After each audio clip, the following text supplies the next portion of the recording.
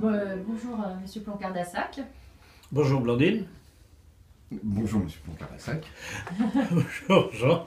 Donc ben voilà notre Joyeusement. petite équipe reconstituée. Voilà. Ouais. Eh Alors, bien maintenant on va rentrer dans le vif du sujet. oui, avec quelques questions. On va démarrer sur la France, avec notamment le ministre de l'Intérieur, donc Monsieur Gérard Collomb, qui a annoncé une hausse de 6,8% du budget du ministère de l'Intérieur.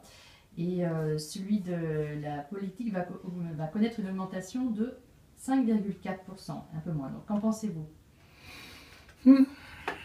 Qu'est-ce que j'en pense? J'en pense que ce sont des effets d'annonce, c'est tout. La police est aussi furieuse au moins que l'armée. On compte vraiment que le pouvoir se moque d'eux. On a eu un exemple tout dernièrement à Marseille quand ce cher Emmanuel Macron est allé faire son show sous prétexte de visiter les installations en prévision des Jeux Olympiques.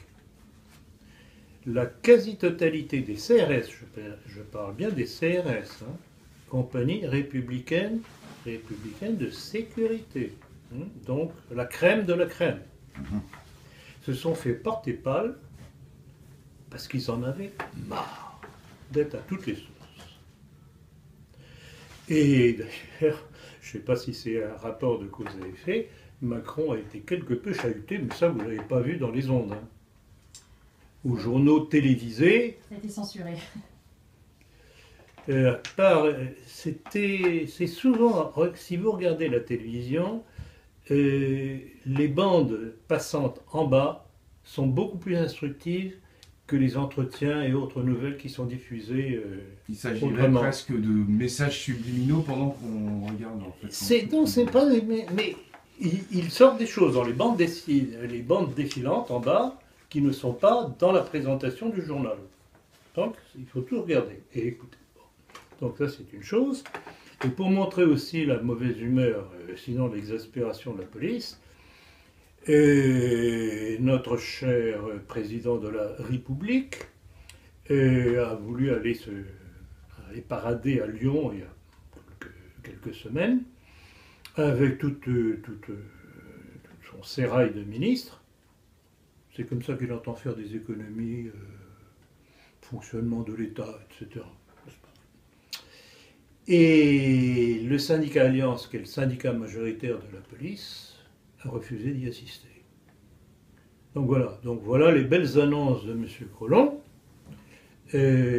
ancien maire socialiste de Lyon, homosexuel au passage, c'est pas ça le pire à la limite. Mais surtout membre du Grand Orient de France et qui impose une politique. Et on ne va pas s'amuser. Il est du même acabit que Cazeneuve. Un espace médiatique bien occupé donc. Voilà. Donc voilà ce que je tenais à répondre à votre question très judicieuse. Alors, on passe à la seconde question. Que vous inspire l'attaque au couteau à la gare de Marseille-Saint-Charles, revendiquée, entre guillemets, par Daesh? Bilan, 2 morts. Les 2 victimes étaient cousines. L'une d'elles venait de fêter ses 21 ans. Elle était élève infirmière à Lyon. Eh bien, c'est tout le problème du soi-disant terrorisme islamique que nous subissons déjà depuis Sarkozy. Qui oblige à se poser tout de même un certain nombre de questions. Parce qu'on est allé de mesures de sécurité en état d'urgence, etc., sous prétexte de nous protéger. Et non seulement ça ne nous protège pas, mais ça aboutit à quoi?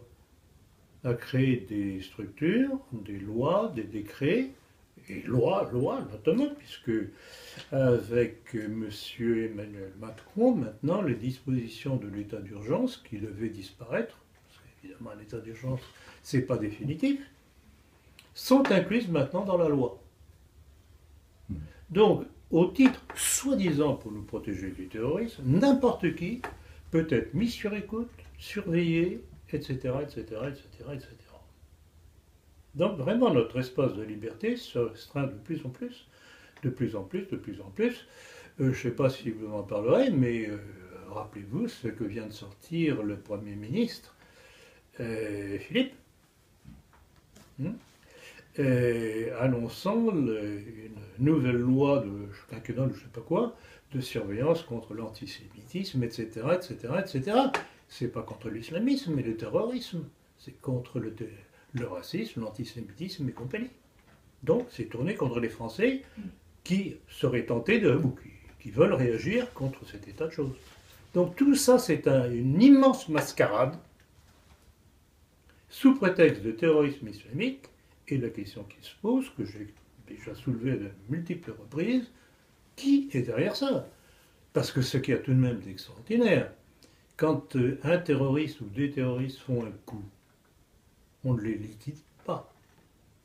On cherche à savoir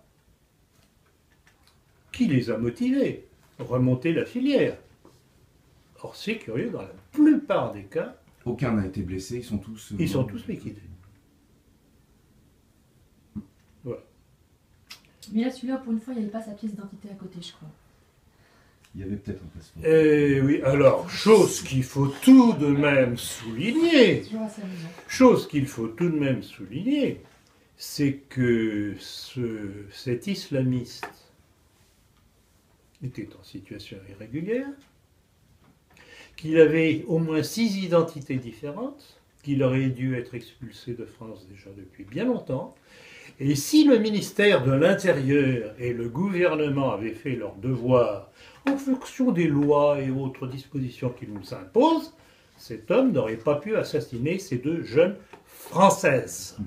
Et il venait de sortir quelques heures plus tôt. Et il venait de sortir. Alors, quand on me dit dysfonctionnant, il ne faut pas se moquer du monde.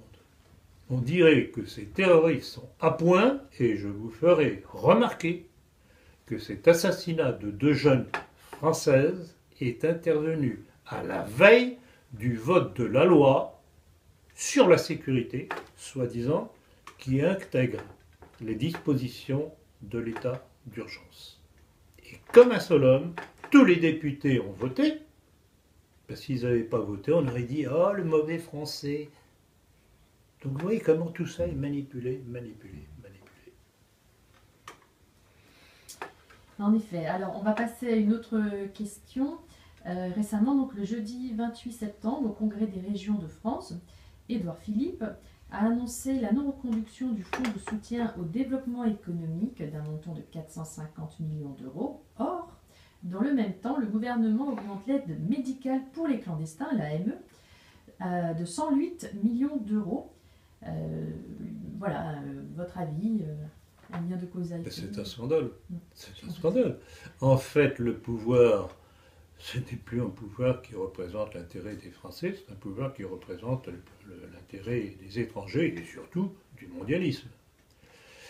En fait, qu'est-ce qui se passe? C'est qu'on déshabille les Français pour habiller les étrangers. Encore ce matin, en venant de mon hôtel jusqu'à la station de métro pour venir ici, 2 sans-abri français couchés par terre. Pour cela, on ne trouve pas des locaux. Hein. Mais combien de fois n'a-t-on pas vu à la télévision les locaux flambant neufs pour les migrants? Mais des hôtels, certaines fois. Oui, et les hôtels. Ah oui, ben alors je vais vous raconter une histoire extraordinaire. Je crois que j'ai la note ici parce que je préfère vous la lire, tellement c'est splendide et qui rentre tout à fait dans le cadre de votre question. La dernière fois qu'on nous a fait ce coup-là, c'était pendant l'occupation allemande, non?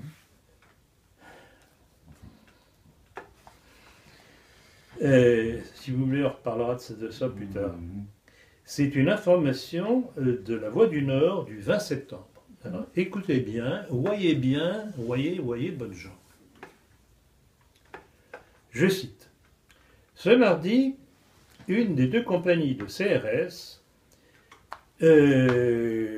présente sur le dispositif d'évacuation de la jungle de Puichouk, je pense, est rentrée de sa mission à Rouvigny, près de Valenciennes, dans l'hôtel première classe, où elle est logée depuis plusieurs semaines. Et là, le soir, les CRS sont tombés, nez à nez, avec les migrants qu'ils avaient délogés le matin même. Pas plus tôt débarqués de la jungle, ils ont été logés dans le même hôtel que les CRS qui avaient fait le ménage. Vous trouvez pas ça magnifique? C'est splendide. C'est magnifique. Vive la République. Je répète, préférence étrangère. Je sais pas. Mais quand est-ce qu'un de ces représentants des forces de l'ordre ira casser la gueule à un des ministres responsables de ce genre, cet état de choses?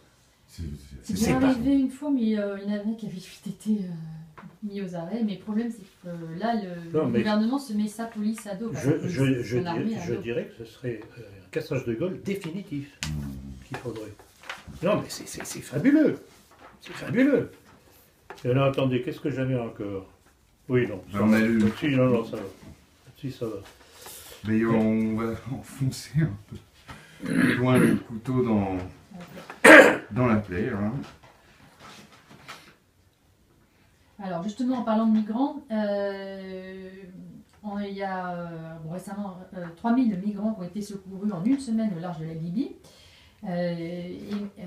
En parallèle, les témoignages d'habitants de l'île de Saint-Martin et Saint-Barthélemy, où il y a donc eu la tempête Irma, nous témoignent d'une certaine impéritie du gouvernement français quant à la gestion de la crise. Impéritie. Impéritie. La capacité, la Impéritie. compétence. Impéritie. Moi, je crois que ça rentre dans le cadre Sens. général qu'on a dénoncé dès maintenant. Ils s'en fichent éperdument. C'est même pas de l'impéritie. Ils ont été abandonnés. Je ne sais pas si vous avez vu, il y a eu un certain nombre de témoignages qui sont passés sur Internet. Oui, Et oui. d'ailleurs, un Des certain locaux. nombre de ceux qui intervenaient, qui racontaient le drame qu'ils avaient vécu, l'abandon total dont ils avaient été victimes, disaient que certains de témoignages de personnes qu'ils connaissaient avaient été censurés sur les réseaux sociaux. Alors, qu'est-ce qui ressort de tout ça? C'est que les Français d'outre-mer, de Saint-Martin, ont été abandonnés par le pouvoir, malgré le petit voyage qu'avait fait Macron pour se faire voir, si seulement il pouvait aller se faire voir ailleurs. Donc, c'est toujours la même chose. Ce qui concerne les Français n'intéresse pas le pouvoir.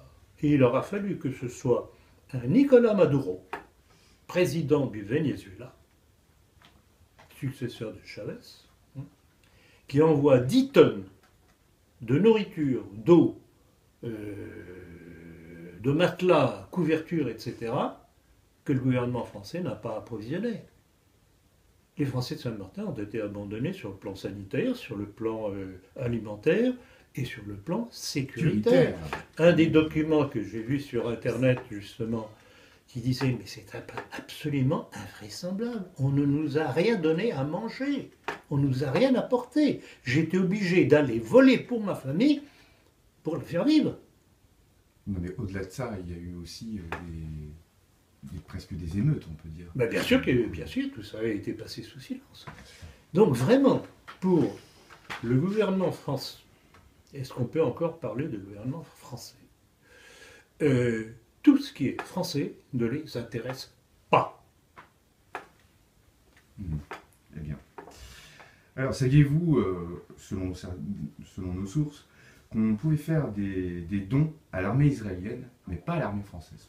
Alors, je l'ai découvert grâce à notamment 2 de nos correspondantes sur les réseaux sociaux, qui m'ont posé d'abord la question. J'ai répondu humblement que je ne savais pas, que je leur demandais de faire elles-mêmes les recherches. Et ça a été assez intéressant. D'ailleurs, je garde ça dans mes notes dans la poche parce que ça va ressortir et ça va ressortir en boucle. Je vous le promets. Alors, où est-ce que j'ai mis ça?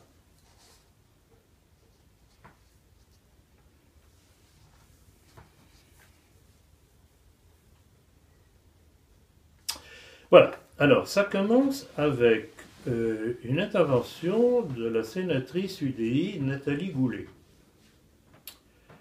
qui pose la question si, qui s'étonne que l'on puisse faire des dons à l'armée israélienne, à Tzahal.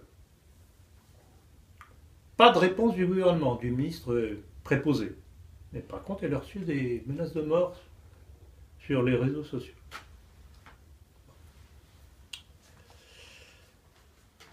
Signalons au passage que Estrosi lui a donné 50 000 euros prélevés dans le budget de sa bonne ville de Nice. Je ne sais pas si ses administrés étaient d'accord pour donner cette somme-là à Tsahal. En passant. Et alors la question de cette correspondante qui est allée jusqu'à interroger Google, si on pouvait faire aussi une donation à l'armée française, réponse de Google. Faire un don à l'armée française? Google dit non, ça n'existe pas. Pas à l'armée française, à Tsahal, l'armée d'Israël. Authentique. J'ai la capture d'écran de la réponse de Google. Encore une fois, préférence étrangère. Au détriment de la préférence française. Donc, si les Français ne comprennent pas qu'ils ont face à eux un pouvoir hostile qui veut leur mort, et je pose bien le terme, oui, c'est la destruction. Eh bien, ils mourront. Et nous avec, malheureusement. Mais sont-ils encore en état de réagir? Et tout est fait pour qu'ils ne réagissent pas, puisqu'ils sont désinformés, et puis, je sais, par nombre de commentaires que je reçois, auxquels je dis périodiquement, généralement, à ceux qui prennent contact avec moi, c'est très bien, merci de votre appui, d'applaudir ce que je fais, etc. Mais vous, de votre côté, travaillez autour de vous. Et la réponse, en général, ah oui, ben on ne veut pas m'écouter. Que voulez-vous? Si vous avez des gens qui, comme une autruche, mettent la tête dans le sable pour ne pas avoir la réalité, bien non seulement ils vont recevoir un coup de pied dans les fesses, puisqu'ils ont la tête dans la terre et le postérieur extérieur, mais ils vont se faire trucider. Voilà. Voilà ce qui nous attend. Manque de réaction des Français.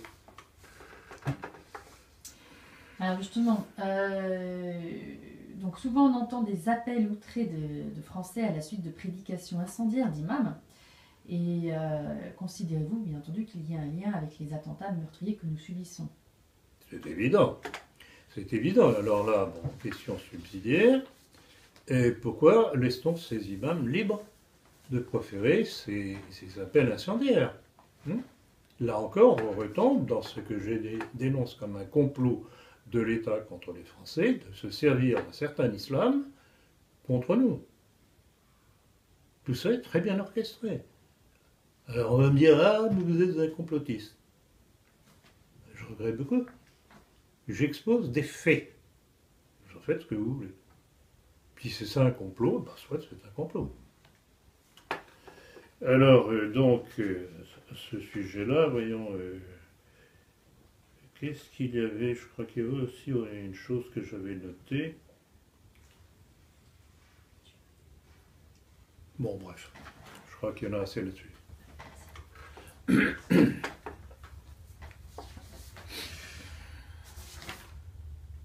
Alors, question suivante. On passe dans les questions françaises avec notamment la crise au Front National. Le départ de Florian Philippot, donc cette crise est bien médiatisée. Qu'est-ce que vous pouvez nous... Quel est votre avis, vous qui connaissez bien le Front National? Hélas, oui. Hélas, oui, puisque j'ai d'ailleurs écrit un livre à ce sujet-là, Histoire d'une trahison, on est en plein dedans. Ben, c'est la poursuite. C'est la poursuite. Bon, alors l'histoire du Front National aujourd'hui, c'est que et la crise qui a éclaté avec le départ de Florian Philippot, c'est que quelles que soient les différences que l'on puisse avoir avec Philippot, dans la mesure où il soutenait dans le programme du Front National la sortie de l'euro, nous on était pour. D'ailleurs, je viens d'apprendre qu'il a rejoint le groupe de Nigel Farage au Parlement européen, qui lui aussi, a été un des artisans du Brexit. Donc c'est tout à fait logique. Et alors il y a une petite phrase de Philippot qui m'a fait sourire. Interrogé, je crois que c'était pas... oui, c'est Valeurs Actuelles qui ressort sa déclaration, il dit ceci. Je ne peux m'empêcher de penser qu'au FN, La défaite en a rangé plus d'un. Ça veut dire quoi ça? Ça veut dire que beaucoup des militants du Front National se rappelaient de ce qu'a fait Marine Le Pen Non, mais le soir même du... Oui. Cela veut dire en fait que les hauts responsables du Front National ne souhaitaient pas la victoire. Or, ça profite à qui? Ça profite au pouvoir. Et quand on a vu la prestation lamentable de Marine Le Pen, on se demande si elle n'a pas fait exprès. Parce que plus nul que ça, tu meurs, comme on dit. C'est invraisemblable. Mais à ce moment-là, est-ce que il y aurait quelques retours favorables? Enfin, quel était l'intérêt de certains dirigeants du Front National de savonner leur propre planche? Est-ce qu'ils auraient en retour quelques compensations, je ne sais trop lesquelles? Ça, on le verra par la suite. On le verra par la suite. Mais c'est tout de même assez étrange. D'ailleurs, ils ont commencé par essayer de gommer au maximum la ligne anti-européenne de Philippot. Ils y ont réussi. D'où les tensions croissantes à l'intérieur du Front National tout de suite après la défaite. Et le départ de Philippot. Alors, bon, là, on peut ergoter, a-t-il bien fait de sortir ou pas sortir? Les exemples de ceux qui sont sortis n'ont pas toujours été très probants. L'affaire Maigret l'a montré. Bon, il y a aussi une question de carrure de l'individu. On va voir. Je ne sais pas très bien ce que la sortie de Philippot va entraîner comme changement de ce côté-là. Mais tout ce que je peux dire, c'est que pour nous, le Front National, c'est terminé. Alors, il n'a plus grand-chose national. Et là, bravo Blandine, c'est exactement ça. C'est Israël par-ci, Israël par-là. Quand on voit que c'est en fait le compagnon de Marine Le Pen, juif d'origine algéroise, Louis Alliot, et son compère franc-maçon Gilbert Collard qui impose les décisions du Front National, c'est ce qui a fait partir Philippot, tout simplement. Philippot, s'il n'a pas compris, alors là, vraiment, je vois pas ce qu'il faudrait lui faire pour qu'il comprenne. Donc, Philippot est certainement très conscient de tout ça. Il a compris que c'était verrouillé et que ça servait à rien de rester. Maintenant, on va voir la suite. Alors, on va passer à une partie plus télévisuelle, n'est-ce pas? Dans l'émission On n'est pas couché, Christine Angot tente de faire dire à Thierry Solaire que Mélenchon et Marine Le Pen, c'est la même chose. Votre opinion sur ces propos? Alors, bon, Christine Angot, j'avoue que je ne la porte pas dans mon cœur parce que vous vous rappelez de ce qu'elle avait sorti contre Fillon, c'était invraisemblable de vulgarité, de bêtises et tout. Mais je dois dire que dans sa formulation, je suis tout à fait d'accord. Mélenchon et Marine Le Pen, ce sont deux faire-valoir du gouvernement. Deux grandes gueules pour essayer de démontrer qu'il y a une opposition, mais c'est l'opposition de Sa Majesté, tout simplement. Alors Thierry Solaire, je voudrais tout de même revenir sur le personnage. Je ne sais pas s'il est franc-maçon, mais il agit en tout cas comme tel, parce que ça a été un des plus venimeux contre François Fillon. Et on le voit recommencer aujourd'hui contre Laurent Wauquiez, disant « Ah, c'est l'extrême droite qui revient, etc., etc., etc. » Donc voilà, donc tout ça, ce sont des péripéties, comme on dit. Mais j'avoue que Christine Angot, en disant que Mélenchon et Marine Le Pen, c'est la même chose, ils peuvent coucher ensemble. En parlant justement de bruit, enfin, et de coups bas, j'ai entendu dire que vous aviez vous-même subi une certaine attaque que vous a fait Rivarol le 20 juillet dernier.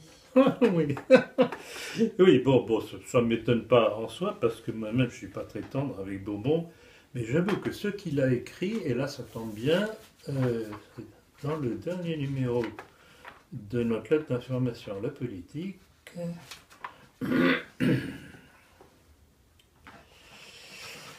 oui, non, vraiment, ce Bourbon, il s'avère de plus en plus bête, c'est incroyable.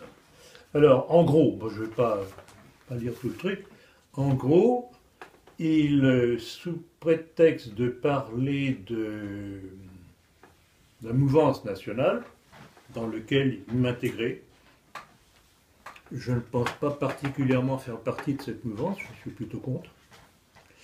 Il disait que je proférais des discours confus, etc., etc., etc., qu'à mes réunions, il y avait toujours une quinzaine de personnes, toujours les mêmes, très âgées. Alors, bon, je suppose qu'il n'a pas de bons informateurs, ou alors ce sont des menteurs, parce que si mes discours étaient confus, je me demande comment il se fait qu'autant de gens les comprennent et viennent par milliers à chaque nouveau entretien en conférence faire des dizaines de milliers d'auditions. Si c'est confus. Ouais, vos vidéos sont extrêmement vues sur... Ah, c'est phénoménal. Il y a une explosion en ce moment, c'est invraisemblable. Et alors, bon, s'il a la curiosité de venir à nos réunions, s'il n'a pas peur tout de même de se faire un petit peu chahuter, il peut au moins regarder justement les conférences et le chiffre que nous faisons à chaque entretien ou conférence. Voilà, mais il n'aura pas le courage parce que c'est un garçon dénué de tout courage. Je le connais trop bien. Et c'est ça qui dérange. Alors, là, on va parler de certaines questions bioéthiques sur lesquelles on pourrait nous se pencher fortement. J'ai l'impression que l'Église, elle, ne s'y penche pas beaucoup. Alors, après le Haut Conseil à l'égalité, c'est le planning familial, par la voix de sa coprésidente Véronique Seyé, qui exige la suppression de la clause de conscience, qui permet à un médecin de ne pas pratiquer l'avortement. Vous allez voir qu'on a plusieurs questions qui concernent tout ce qui tourne autour de la procréation et tout ce qui va tourner autour de l'éducation sexuelle et de l'avortement. Donc vous, quel est déjà votre point de vue sur cette clause de conscience que voudrait faire sauter le planning familial? Je trouve toujours admirable que tous ces pourfendeurs qui clament à longueur de textes, de déclarations, etc., les idéaux de la démocratie, liberté, égalité, fraternité, tolérance, etc., etc., quand on ne fait pas, quand on résiste à ce qu'ils veulent imposer au peuple français, alors là, il n'y a plus de tolérance, il n'y a plus de liberté, il n'y a plus de démocratie. Ils imposent. Rappelez-vous, il y a quelques mois, quand des groupes de catholiques avaient voulu informer les jeunes femmes qui seraient tentées d'avorter. Ils avaient montré qu'il y avait d'autres méthodes que cela, qu'il y avait moyen de gérer le problème autrement. Eh bien, on a fermé les sites sous menace de grosses amendes. C'est ça la liberté en démocratie inorganique qui nous est imposée aujourd'hui. Et tant que les Français ne comprendront pas qu'ils ne sont pas en démocratie, qui n'a jamais existé, tout au moins celle-là, mais qui sont en dictature, eh bien ils continueront à souffrir. Ouais, sont-ils si nombreux que ça à souffrir, ou sommes-nous juste une minorité? Je ne sais pas, mais... Non mais ils seront de 14. Est-ce que vous croyez qu'une femme qui a avorté est vraiment heureuse et épanouie? Ah non, moi j'ai réussi à trouver quelques vidéos sur YouTube de femmes qui témoignaient, enfin, qui avaient tenté en tout cas de témoigner lorsqu'elles avaient été interrogées. Mais bien entendu, c'est à ça que je fais allusion. Dans lequel elle disait, mais non, ça se passe pas forcément bien, on peut avoir de gros cauchemars, de gros troubles, Mais bien entendu. Tout ce qui est antinaturel n'est pas naturel, si je veux dire. Et tout.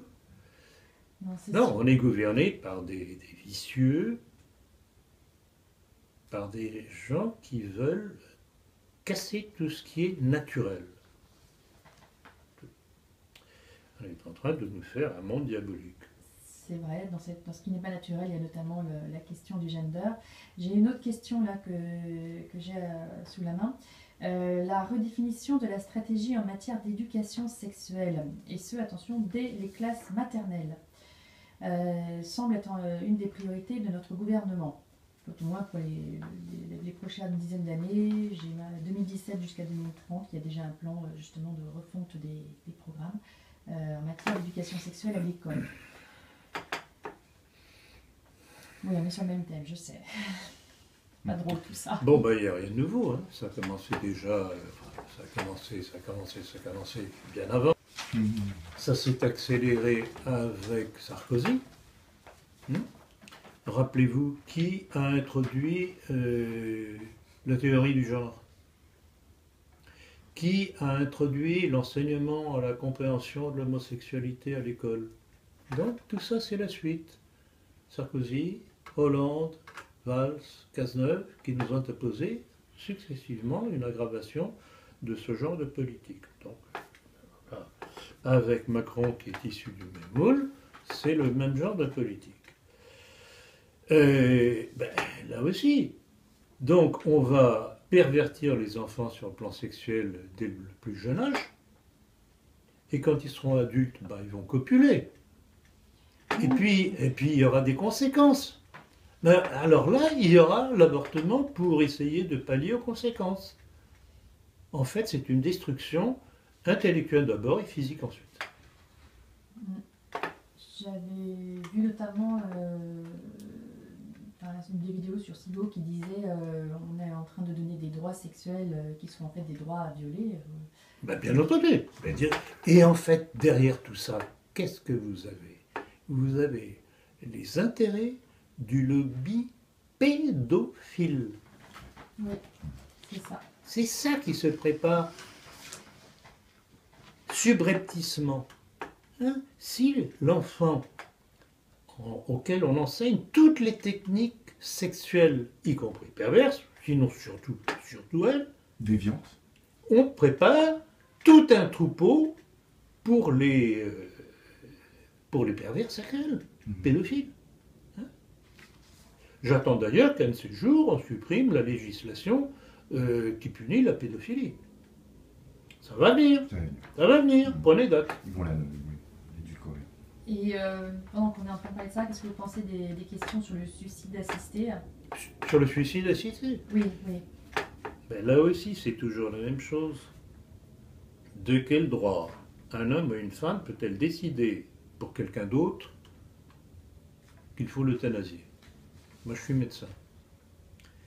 Et quand j'ai prêté le serment d'Hippocrate, qui n'était pas encore ce qu'il est devenu le serment d'Hippocrate, c'était de préserver la vie à tout point de vue. Il y a des moyens d'empêcher les personnes de souffrir. C'est pas, on leur dit pas, mais souffrez, souffrez, c'est pour votre salut, comme on essaye de donner cette caricature des catholiques. Il y a des moyens médicaux, et y compris chirurgicaux, d'empêcher de souffrir. J'en ai pratiqué moi-même. Il suffit ce qu'on appelle la cordotomie. C'est-à-dire on sectionne un faisceau au niveau de la moelle épinière, au niveau cervical, et ça supprime toute douleur dans le reste du corps. Je parle, je sais de quoi je parle, je l'ai fait. Je l'ai fait avec des succès incontestablement. Les gens ont cessé de souffrir. Donc il ne faut pas venir nous raconter, en me dégoulinant sur les petites joues, que c'est malheureux, ils souffrent, c'est malheureux, il faut les tuer. Non. Il y a moyen de leur donner une fin de vie digne qui ne soit pas, un suicide assisté. On pourrait également revenir sur les vaccins. Alors justement, je crois qu'on avait évoqué ce sujet-là la dernière fois, Jean. Oui. Lors du dernier entretien de septembre. Moi, j'avais posé la question, je m'étais posé la question publiquement, en disant, mais tiens, c'est qu'on veut nous imposer tous ces vaccins. Vous vous rendez compte? 11 nouveaux vaccins obligatoires pour des enfants en tout bas âge. Vous ne vous rendez pas compte ce que ça va donner. Alors que ces enfants, je le souligne, sont normalement protégés par le lait de la mère, qui contient tous les anticorps possibles. Donc ils avaient déjà préparé le terrain avec les laits maternels. Et donc évidemment, il ne faut pas que la mère allaite, etc., etc. Donc tout artificiel, tout artificiel, tout artificiel. Et je m'étais posé la question, puisque c'est la ministre de la Santé, Madame Agnès Buzyn, accessoirement de confession juive, qui veut nous imposer cela. Et j'avais posé la question, puisqu'elle veut imposer ça aux petits Français, quelle est donc la législation en Israël? Est-ce que ce qui est bon pour les Français ne serait pas bon éventuellement pour les petits Israéliens? j'avais lancé la question comme ça, sur les ondes. Et alors, vraiment, c'est extraordinaire. Dans les jours qui ont suivi, j'ai reçu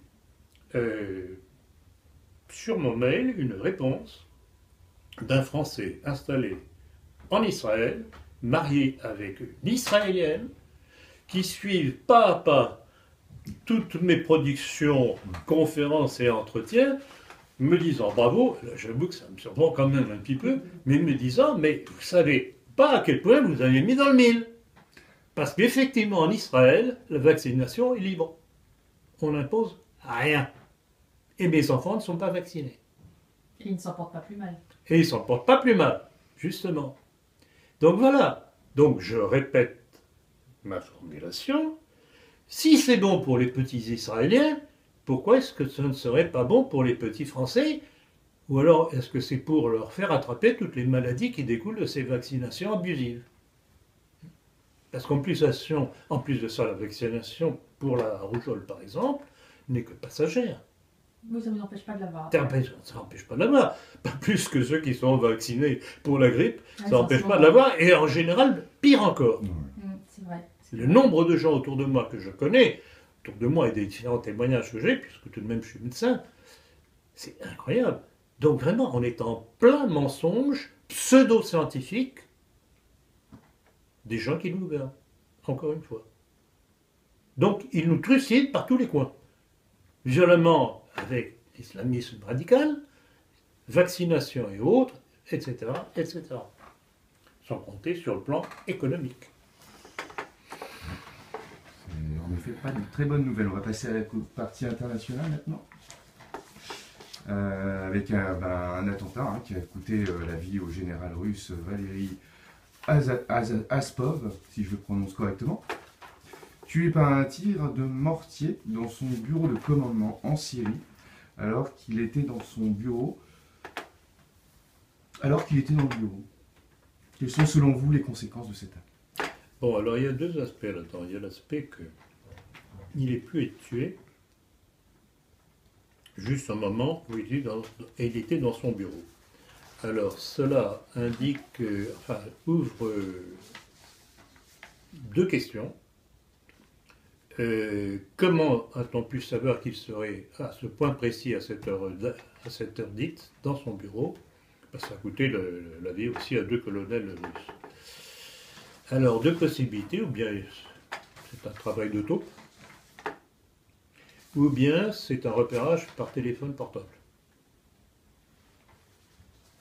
Repérage par téléphone portable. Vous savez qu'on peut être localisé à partir de son téléphone portable. C'est une possibilité. Alors, qu'y a-t-il là derrière? Bon, il faut savoir que ce général avait déjà eu un rôle dans l'affaire de Crimée. Et il est évident que dans la mesure où, grâce à l'intervention de Vladimir Poutine en Syrie avec tout le poids de l'armée russe, aviation et même troupes au sol, Bachar el-Assad est en train de reconquérir tous les territoires qui avaient été perdus grâce à l'alliance entre Daesh, les États-Unis et Israël. Ça, c'est prouvé. Prouvé. Le nombre de fois où j'ai donné les textes, les références, etc., c'est prouvé.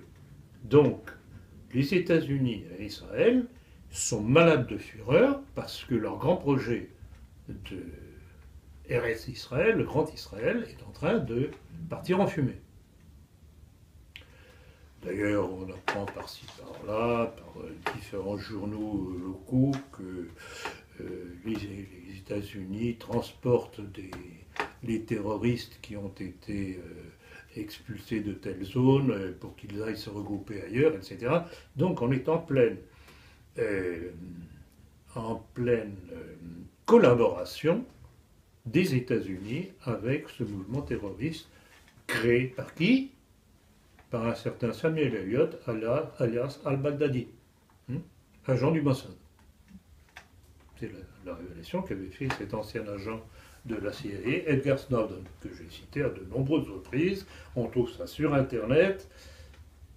Donc voilà la situation. Donc il est évident que dans cet assassinat, ce que Américains et Israéliens ont voulu faire, c'est essayer de démolir quelqu'un qui avait été efficace dans la reconquête en Syrie.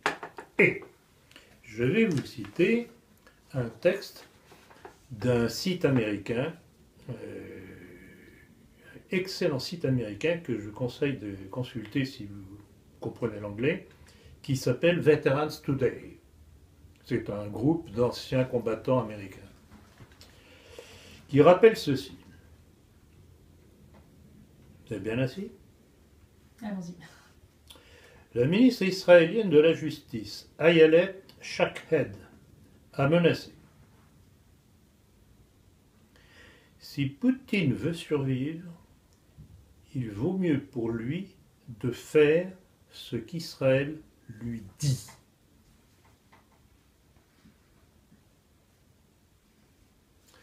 Or, cette même personne avait déjà prôné l'extermination des enfants palestiniens ainsi que les mères qui les portent. C'est pas un site français, c'est un site américain d'anciens combattants, très certainement lié d'ailleurs avec les services de renseignement américains, parce qu'il y a de tout aux États-Unis. Bon, on se plaint de la CIA, du FBI, etc., qui jouent un rôle pervers dans les intérêts du complexe militaro-industriel américain, mais il y a des braves gens là-dedans qui fournissent des informations. Ben voilà. Si Poutine veut survivre, il vaut mieux pour lui de faire ce qu'Israël lui dit. Je ne sais pas si Israël... D'où l'exécution de ce général russe comme avertissement.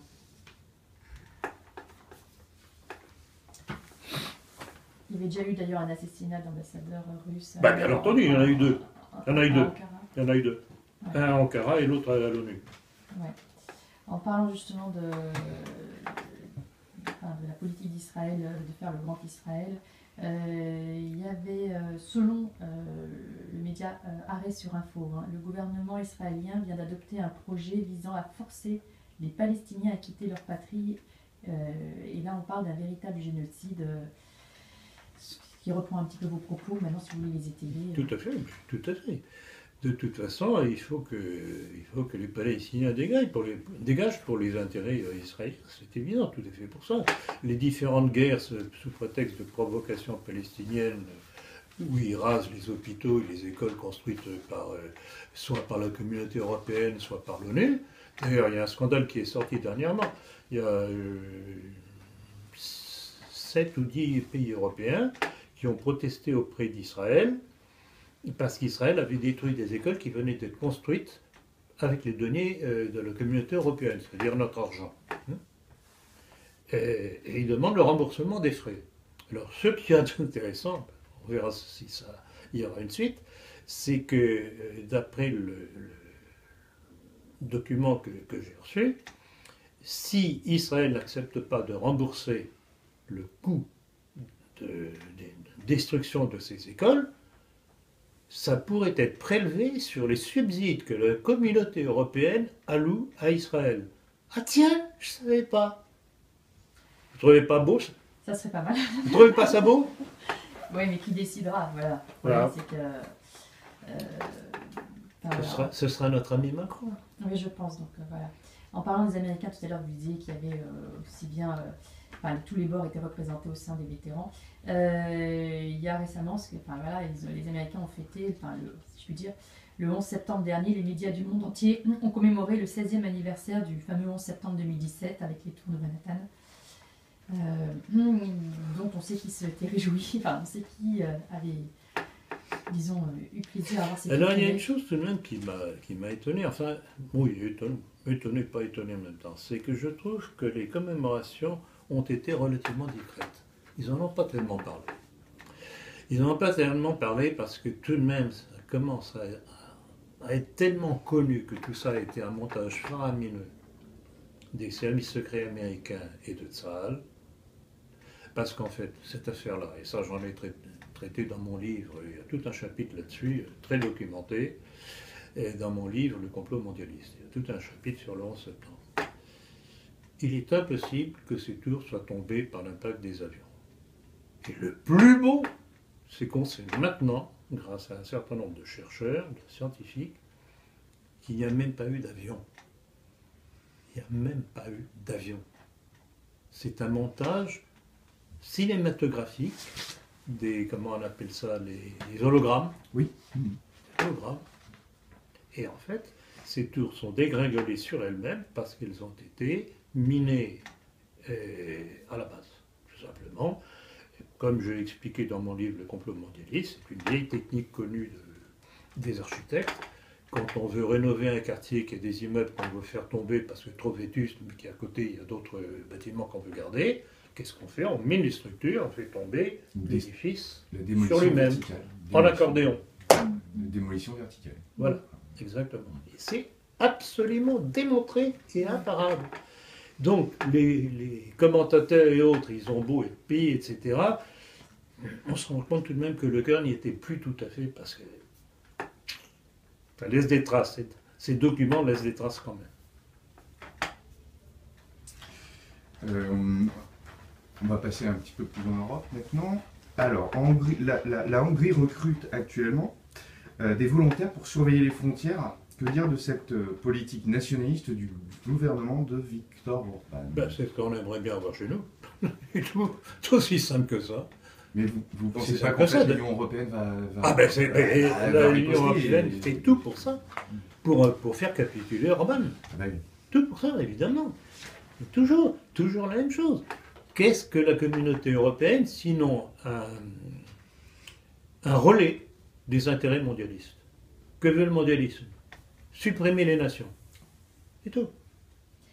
Tant qu'on n'aura pas compris ça, le messianisme mondialisme juif a besoin de la disparition. Rappelez-vous ma formule que j'ai sortie à plusieurs reprises. Toutes les nations doivent disparaître, sauf une. Toutes les religions doivent disparaître, sauf une. Tous les peuples doivent disparaître, sauf un. Tant qu'on n'a pas compris ça, on n'a rien compris à ce qui se passe. Comment est-ce que Bruxelles pourrait justement obliger, forcer, parce que d'après un des articles, l'Union européenne veut forcer à accueillir encore et toujours plus de migrants par la menace. Quels sont ces moyens justement de concession? Financiers.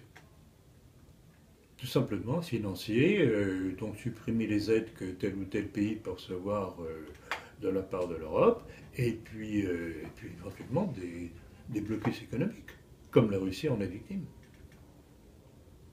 Économie. En tout cas, la France est l'un des premiers contributeurs, donc elle n'aurait pas grand-chose forcément à perdre économiquement, à vouloir remettre quelques protections. Elle ne veut pas. Elle ne veut pas, c'est de la frime.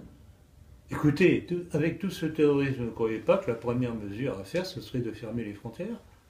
Non seulement on les ferme pas, mais les pompes aspirantes sont de plus en plus fortes pour faire venir tous ces migrants chez nous. Ils ne viennent pas par amour pour la France. Ils viennent par intérêt de tout ce que l'État dit français leur offre, oui, au détriment des Français. On repart voyager un petit peu.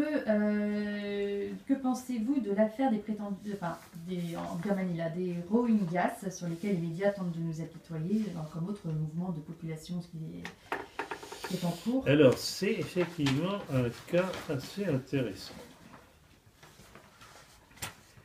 C'est assez intéressant. Et ce qui attire l'attention, c'est que celle qu'on nous a présentée comme l'égérie de la démocratie en Birmanie, alors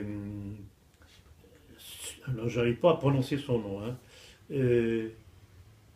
San Suu Kyi, qui était la grande vedette de tous les médias internationaux à l'époque, qui s'opposait à la junte militaire, etc.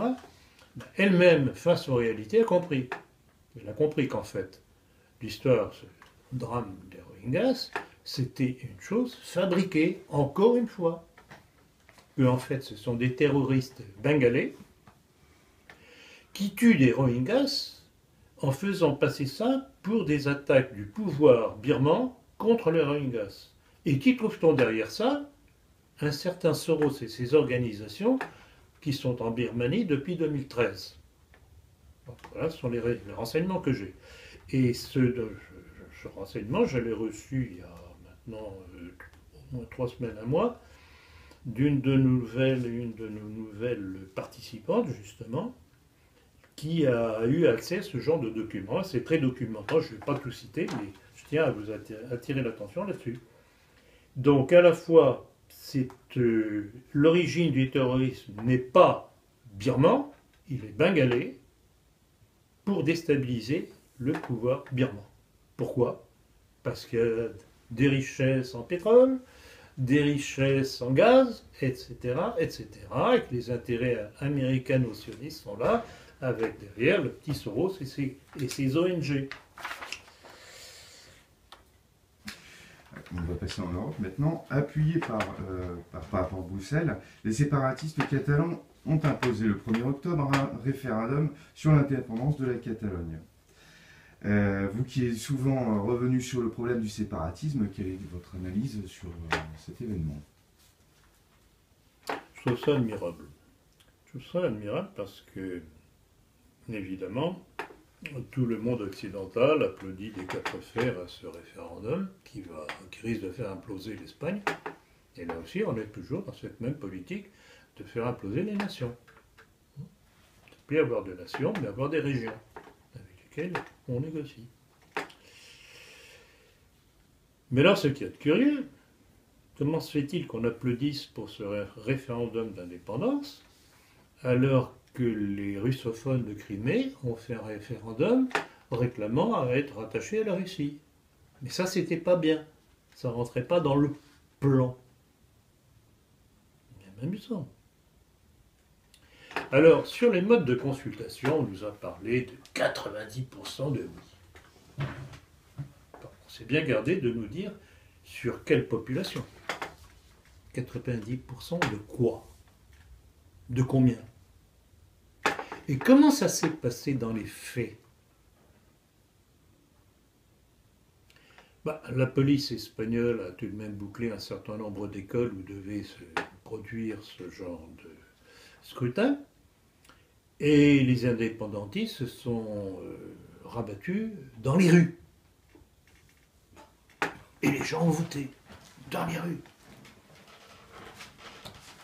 Ah oui, et avec quel contrôle d'identité? Est-ce que les gens n'ont pas été tentés d'aller dans une autre rue un peu plus loin, de voter, etc., etc. Donc, c'est une frime totale et intégrale. Et si je suis tellement monté en épingle par nos médias, c'est que ça participe toujours de ce complot que je dénonce contre les nations qui visent à les faire imploser. Alors, je vais revenir à tout de même une chose que j'avais épinglée il y a 2-3 ans. J'étais tombé sur un article de Rivarol, donc de ce cher Général Bourbon, un article signé Pierre Vial, qui est un des journalistes de Rivarol, tendance nouvelle droite, et qui avait prôné un assemblage entre la Catalogne française et la Catalogne espagnole en vue d'une séparation, etc., etc. Donc, si j'attire l'attention là-dessus, c'est que Jérôme Bourbon et son journal, enfin lui en tout cas personnellement, il en est directeur quand même, se présente comme nationaliste. Il est à coquiner avec le Parti nationaliste français, je crois. Il se dit, c'est des vacantistes, en plus catho que catho que catho que catho. Et il laisse publier dans son journal un article qui appelle à l'indépendance d'une région de la France alliée à une région de l'Espagne. Vous trouvez ça normal? Il y a une petite ouille à mon avis. Il y a un petit problème. Il y a un petit nonos là. Donc voilà, alors vous comprenez pourquoi Bourbon a sorti son petit truc venimeux, mais qui viennent voir chez nous Si c'est eux. Bon, enfin, Ça, bref. c'est sûr, ce sont les rois Ouais, qui ont rassemblé les Donc voilà nos milieux, ce que ça représente. Hein. Et ça se dit nationaliste, mais ils prônent le séparatisme. Faut pas rigoler quand même.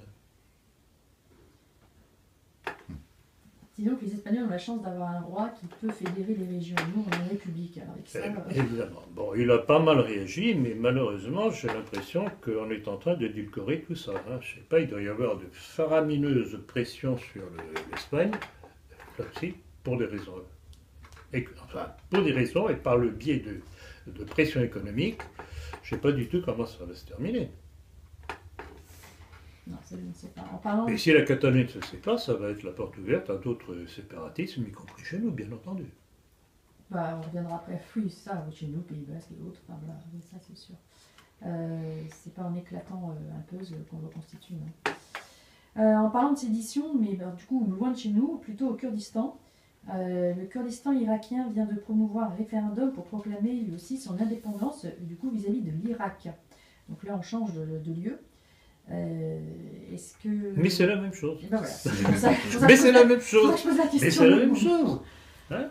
Et alors, en plus de ça, le Kurdistan a tout de même de très très riches gisements de pétrole, convoités évidemment par les Américains et les Israéliens. Et on sait très bien qu'Israël est installé au Kurdistan déjà depuis des années. Et ils s'en vantent d'ailleurs. J'ai différents textes de Netanyahou se vantant qu'ils sont présents au Kurdistan, qui sont eux qui sont derrière le référendum, etc. Donc il n'y a rien de surprenant. Il n'y a rien de surprenant. Alors il est évident que, par contre, ça ne plaît pas à tout le monde. Ça ne plaît pas aux Irakiens, ça ne plaît pas à l'Iran, ça ne plaît pas à la Turquie, parce que tous les trois ont des portions de Kurdes, de morceaux de Kurdistan chez eux. Et que là encore, s'ils laissent aller, ça va être l'éclatement chez eux. Et puis ça ne fait pas non plus plaisir à la Russie, parce que si le Kurdistan devient indépendant, et que le gaz et le pétrole remplacent le gaz et le pétrole russe pour l'approvisionnement en Russie, les Russes sont d'un don dans la farce.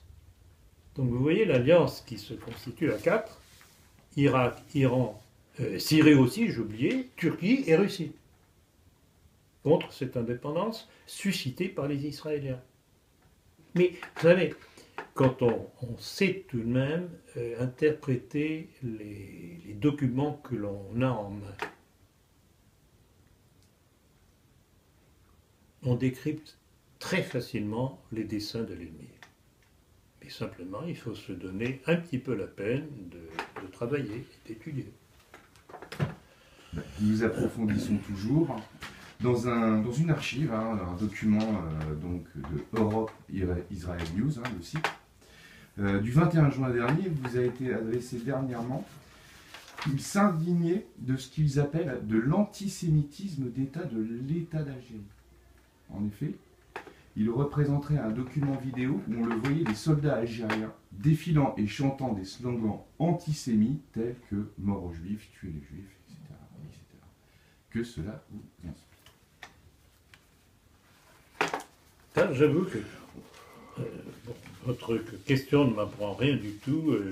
J'avais vu le document, j'ai visualisé d'ailleurs la vidéo qui indigne les Israéliens. Mais c'est quoi ça?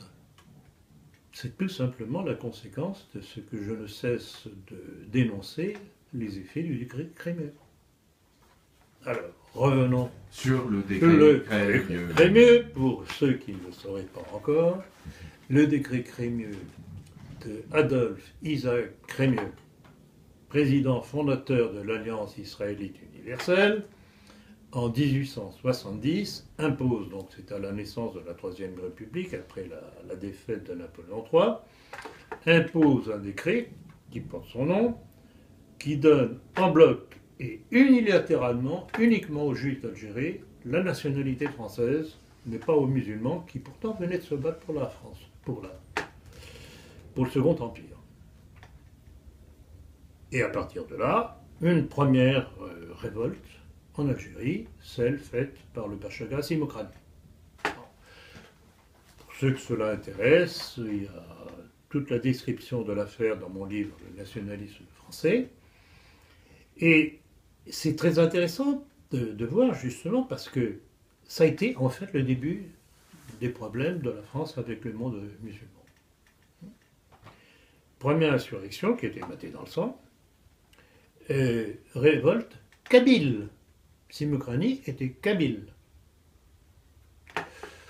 Et puis, bon, ça va vivoter jusqu'après la Deuxième Guerre mondiale.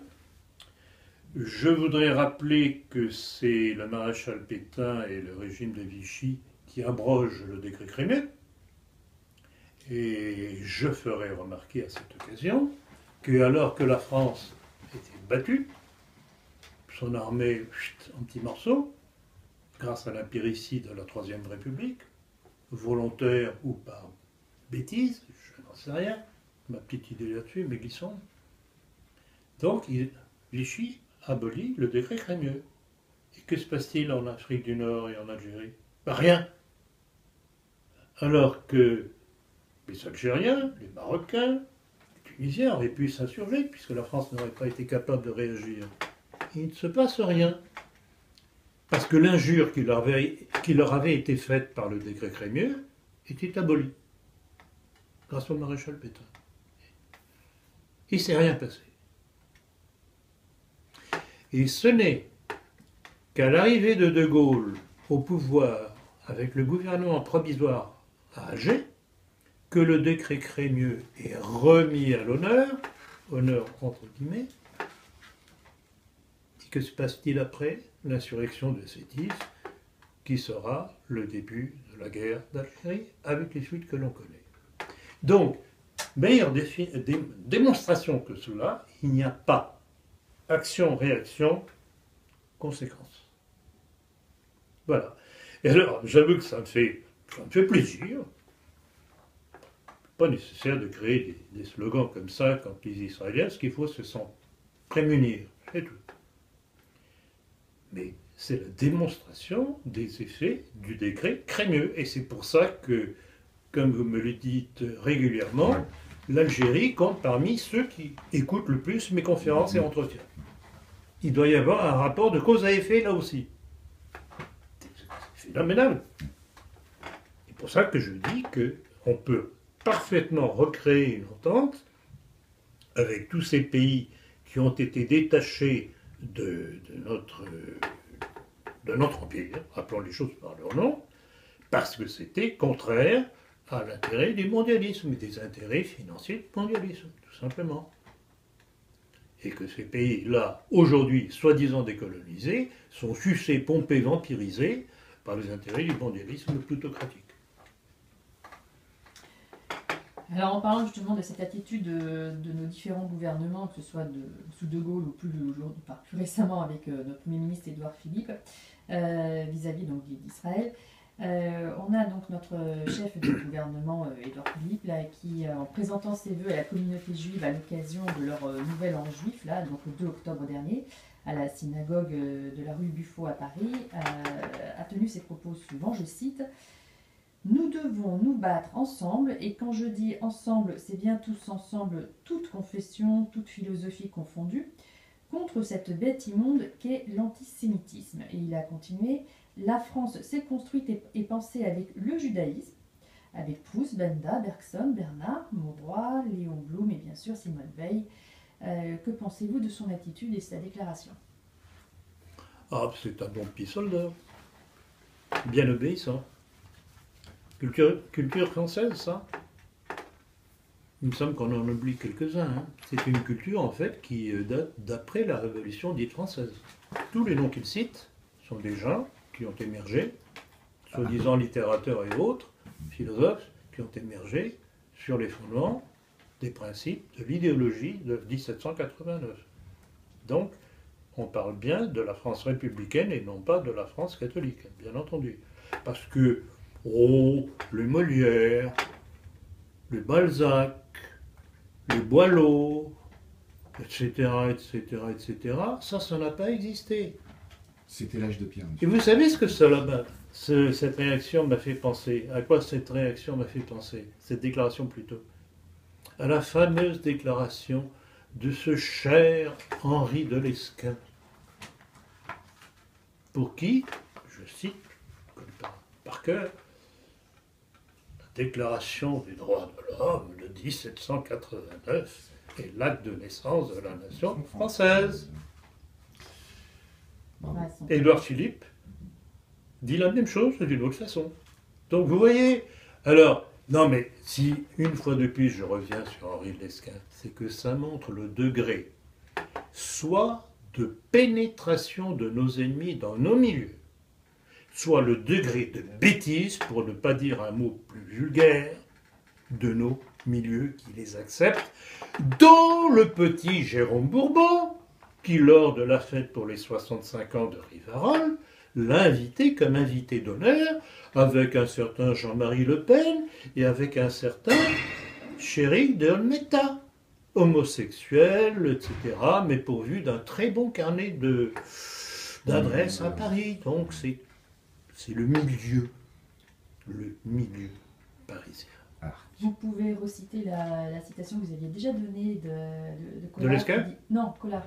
Ah oui. Là qui disait quand je dis la France aux Français, je laisse Mais terminer- bravo je laisse Blandine, terminer la j'allais phrase. l'oublier, parce Vous la qu'effectivement, laissez. cette déclaration d'Édouard Philippe, c'est du copier-coller de la déclaration de Collard que j'avais relevée dans la politique, et dont j'ai parlé d'ailleurs à plusieurs reprises, je crois, en entretien ou conférences, Terminer qui disait à peu près ceci, que ce n'est pas la France aux Français qu'il faut dire, mais la France aux Juifs, parce que, vu tout ce que l'on lui doit, voilà. Alors, on pourrait espérer qu'il fait de l'humour. Non, mais, Édouard Philippe vient de reprendre exactement le même genre de déclaration. Donc, quand un certain Édouard Drummond écrivait un livre qui s'appelait La France juive, eh bien, nous sommes en plein dedans. D'où un message très brouillé des dirigeants du Front National. Tout à fait. C'est exactement ça, Blandine, vous avez mis le doigt là où ça fait mal. C'est exactement cela. C'est exactement cela.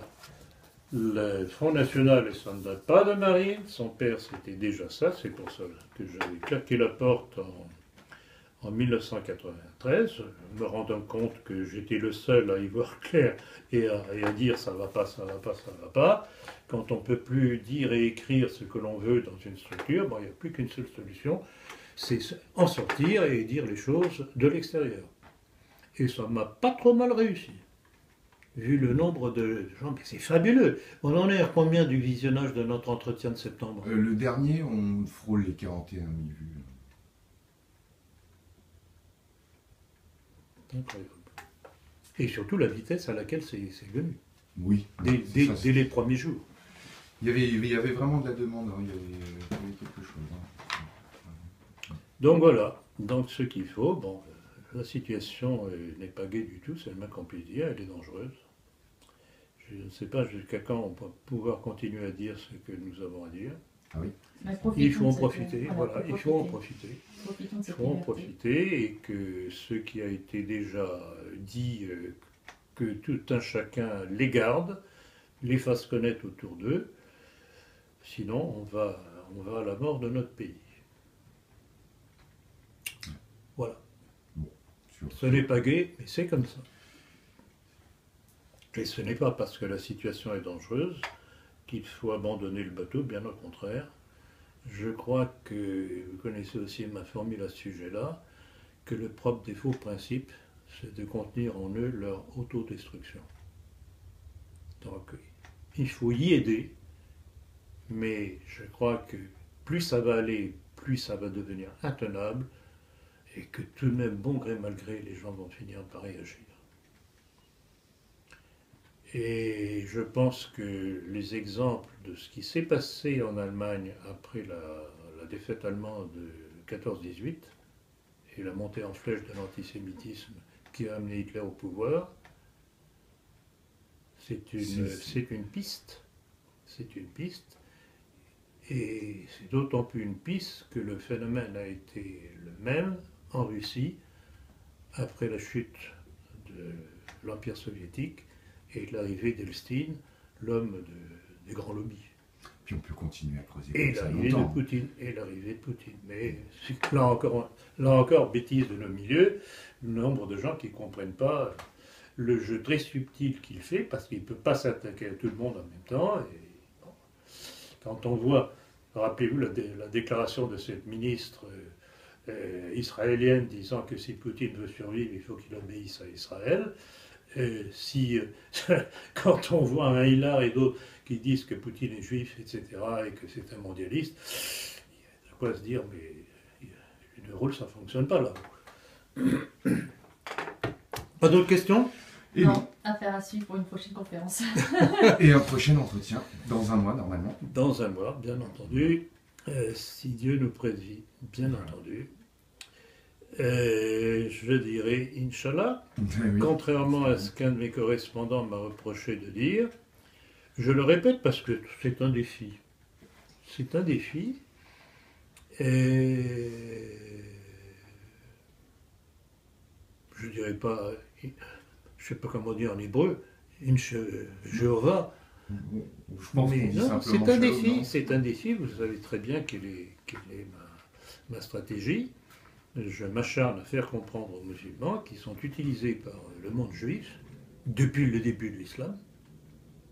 Oui, la création de Et rappelez-vous cette citation que je donnais d'un rabbin, je ne sais plus lequel c'est, Ron Shaya ou je ne sais plus lequel, qui se vantait que le monde musulman était le balai qu'Israël utilisait contre les chrétiens.